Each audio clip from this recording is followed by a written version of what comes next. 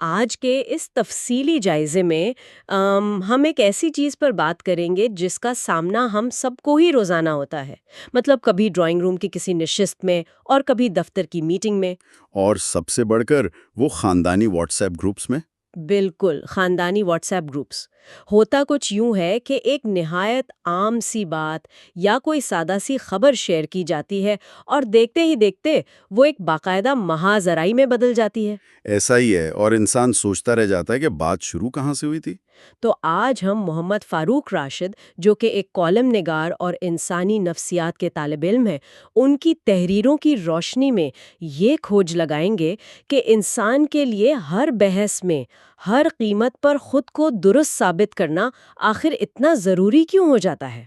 یہ جو drawing room اور واٹس ایپ گروپس والی بات ہے نا، یہ دراصل ایک بہت گہرے نفسیاتی کینوس کی طرف اشارہ کرتی ہیں۔ میں بھی یہی سوچ رہی تھی کہ اس کے پیچھے نفسیات کیا ہے۔ دیکھیں، اگر ہم انسانی فطرت کے اس پہلو کا تجزیہ کریں تو معلوم ہوتا ہے کہ کسی بھی مباحثے کے دوران انسان کا جو اولین اور لاشعوری مقصد ہے وہ سچائی تک پہنچنا ہوتا ہی نہیں ہے۔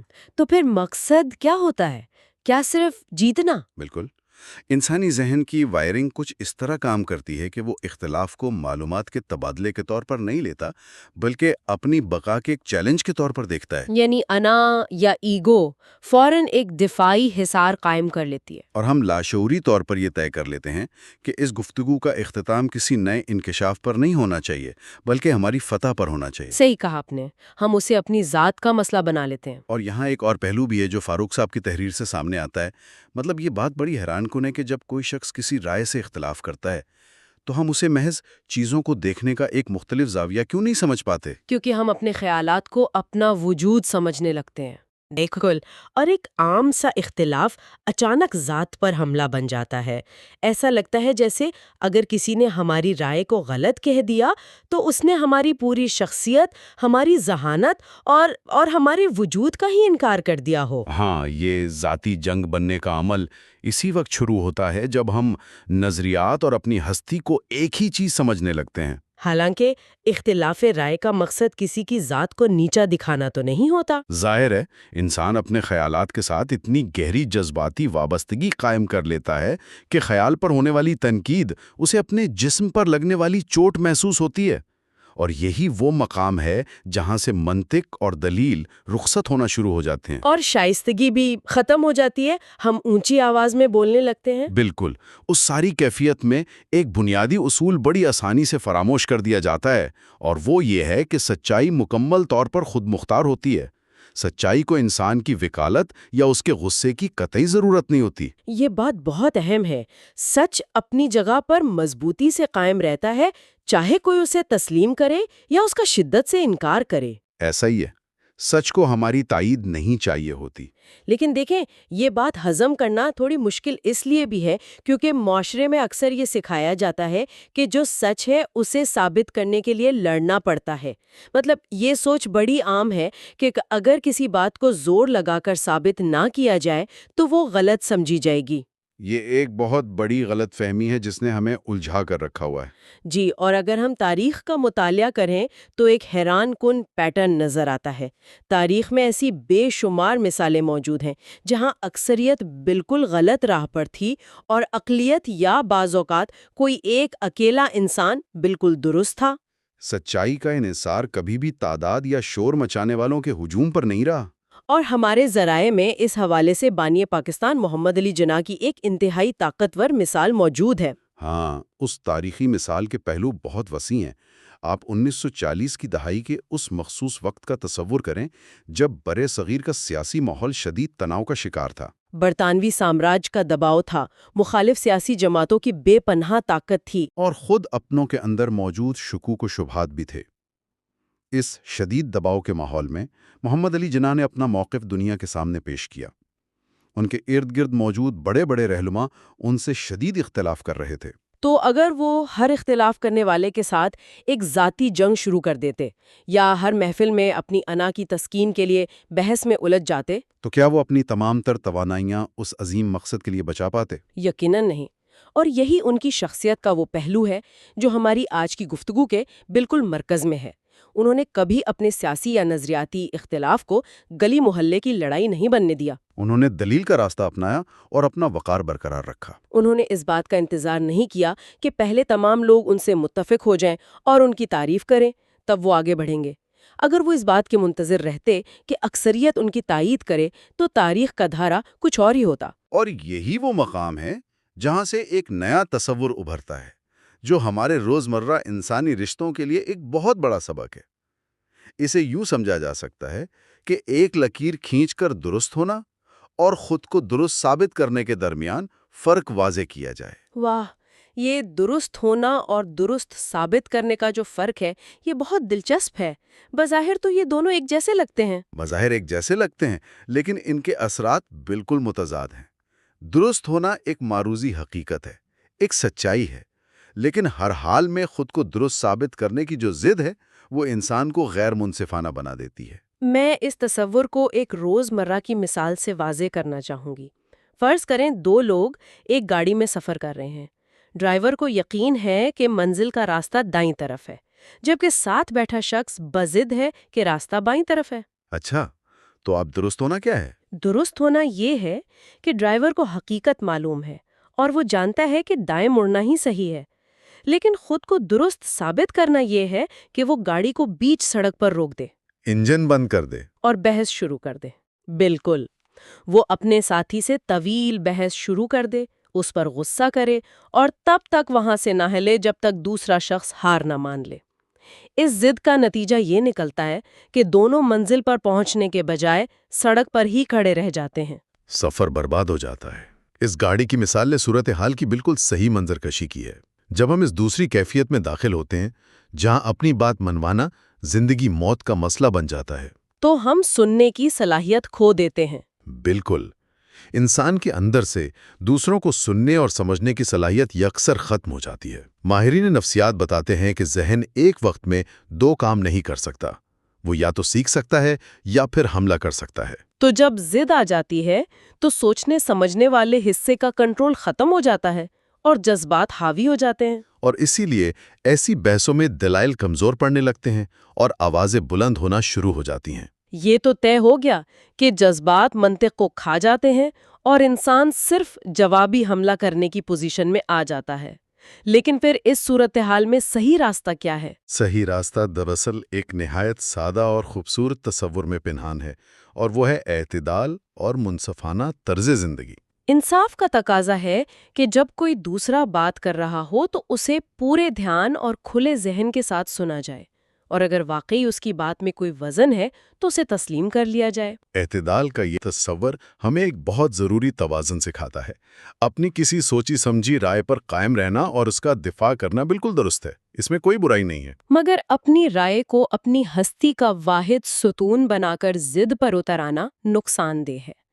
تحریر کے اندر ایک بہت گہرا نکتہ ہے کہ ہر اختلاف کا مطلب دشمنی نہیں ہوتا، اور ہر تنقید کا مقصد توہین کرنا نہیں ہوتا۔ لیکن ہمارے معاشرے کا المیہ یہ ہے کہ اگر کوئی شخص بحث کے دوران یہ کہہ دے کہ ہاں میں غلط تھا، تو اسے اکثر اس کی کمزوری سمجھا جاتا ہے۔ یہ کمزوری کا تانا دراصل ہماری سماجی خامی ہے۔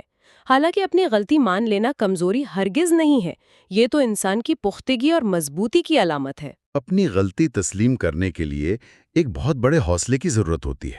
دوسری طرف وہ شخص جو ہر وقت صرف اپنی سچائی کا پرچم بلند رکھنے کی تگ و دو میں لگا رہتا ہے، اس کی نفسیاتی کیفیت بہت مختلف ہوتی ہے۔ وہ بظاہر مضبوط نظر آتا ہے، لیکن اندر سے کیسا ہوتا ہے؟ وہ اندر سے بہت زیادہ غیر محفوظ یا انسیکیور ہوتا ہے۔ اسے ہم ایک مثال سے سمجھ سکتے ہیں۔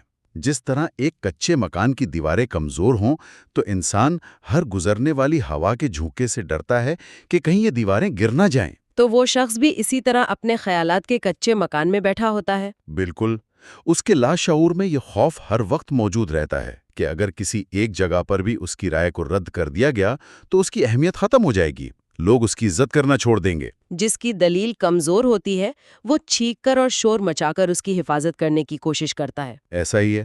کیا زبردست اور گہری بات ہے کہ انسان اپنی پوری عزت نفس کو اپنی آراء کے ساتھ جوڑ لیتا ہے، حالانکہ سچی عزت رویے، اخلاق اور انسان کے ظرف سے ملتی ہے، دلائل کے انبار لگا دینے سے نہیں۔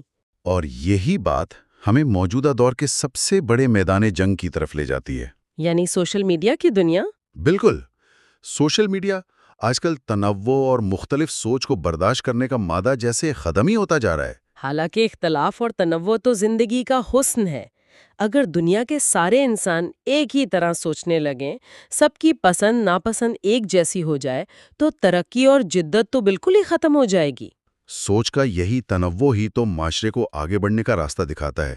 فکری نشوونما کا انحصار ہی اس بات پر ہے کہ متضاد آراء ایک ساتھ موجود ہوں اور ان کے درمیان ایک باہمی احترام کا رشتہ بھی ہو۔ مگر بدقسمتی سے سوشل میڈیا نے خود کو درست ثابت کرنے کی اس بیماری کو ایک عالمی وبا کی شکل دے دی ہے۔ اس ورچوئل دنیا میں جہاں اسکرین کی دوسری طرف بیٹھے انسان کا چہرہ نظر نہیں آتا، انسان کے اندر ایک مصنوعی بہادری پیدا ہو جاتی ہے۔ وہ ایسے الفاظ استعمال کر جاتا ہے جو وہ شاید آمنے سامنے کبھی نہ کریں۔ ایسا لگتا ہے جیسے روزمرہ کی زندگی میں انسان جو بھی کام کرتا ہو، لیکن سوشل میڈیا پر وہ فل ٹائم جج بن چکا ہوتا ہے۔ ہاں، ہر کوئی اپنا فیصلہ سنانے کے لیے بےتاب ہے۔ ہم روز دیکھتے ہیں کہ کسی کی ایک چھوٹی سی پوسٹ کے نیچے اچانک لمبی لمبی بحثیں شروع ہو جاتی ہیں۔ لوگ گھنٹوں ضائع کر دیتے ہیں، راتوں کی نیندیں قربان کر دیتے ہیں۔ صرف کی بورڈ پر انگلیاں مارتے ہوئے۔ اور اس ساری محنت کا مقصد کیا ہوتا ہے؟ صرف اسکرین کے اس پار بیٹھے ایک انجان شخص کو یہ ثابت کرنا کہ تمہاری سوچ غلط ہے اور میری سوچ ہی سچائی ہے۔ اور اس ساری مشق کے اختتام پر اگر ہم تجزیہ کریں تو نتیجہ کیا نکلتا ہے؟ کیا اس گھنٹوں لمبی بحث کے بعد دلوں میں کوئی نرمی آتی ہے؟ یا کوئی نیا علم حاصل ہوتا ہے؟ بالکل نہیں۔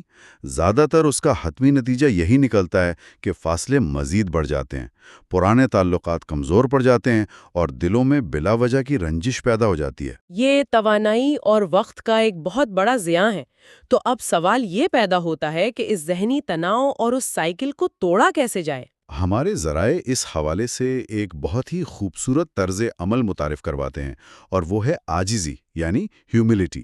جب ہم مسلسل اپنی برتری ثابت کرنے کی دھن میں مگن رہتے ہیں تو ہم دراصل اپنے ذہن کے گرد ایک دیوار کھڑی کر لیتے ہیں۔ اور کوئی نیا علم اس دیوار کو پار نہیں کر سکتا، کیونکہ انسان نے تو پہلے ہی خود کو عقل کل سمجھ لیا ہے۔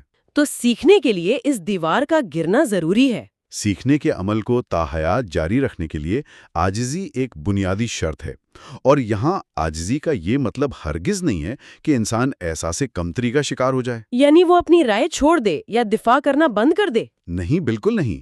عاجزی کا اصل مطلب یہ ہے کہ انسان کھلے دل سے تسلیم کرے کہ اس کی رائے حرف آخر نہیں ہے۔ مکمل طور پر درست نہ ہونے کا امکان تسلیم کرنا ہی نئے خیالات کے لیے ذہن کو کھولتا ہے۔ جب انسان یہ مان لیتا ہے کہ حقیقت کے اور بھی کئی پہلو ہو سکتے ہیں جو اس کی نظر سے نہ گزرے ہوں، تو وہ محفل میں ایک جنگجو کے بجائے ایک طالب علم بن کر بیٹھتا ہے۔ اس توازن کو برقرار رکھنا نازک مگر ضروری ہے۔ یہ توازن سکھاتا ہے کہ اگر کوئی ہماری بات کی مخالفت کرے تو ہم فوراً اسے غلط نہ کہیں۔ ایک لمحے کے لیے رکنا اور گہری سانس لینا ضروری ہے۔ اور اسی طرح اگر کوئی ہماری تعریف کرے تو ہم فوراً خود کو کامل نہ سمجھ بیٹھیں۔ یہی وہ اعتدال کا راستہ ہے جو انسان کو غرور اور احساس کمتری دونوں سے بچاتا ہے۔ زندگی کا حتمی مقصد ہر بحث کا فاتح بننا نہیں ہے۔ اصل کامیابی اس میں ہے کہ انسان انصاف اور اعتدال کے ساتھ زندگی گزارے۔ جب انسان یہ سمجھ لیتا ہے تو اسے اندازہ ہو جاتا ہے کہ بعض اوقات دلیل سے زیادہ خاموشی میں طاقت ہوتی ہے، اور جیت جانے سے زیادہ کسی کو سن لینے میں وقار ہوتا ہے۔ اگر اس پوری گفتگو کا ایک خلاصہ نکالا جائے تو وہ یہی ہے کہ اگر نیت صاف ہو اور انداز شائستہ ہو تو خاموشی اختیار کرنا بھی ایک بہت بڑا جواب ہوتا ہے۔ ہر بات اور ہر طنز کا جواب دینا ضروری نہیں ہے۔ کسی کے اختلاف کو مسکراہٹ کے ساتھ قبول کر لینا دانشمندی ہے۔ سچ کو کبھی بھی ہماری ضد کی ضرورت نہیں رہی، بلکہ اسے ہمارے ظرف کی ضرورت ہوتی ہے۔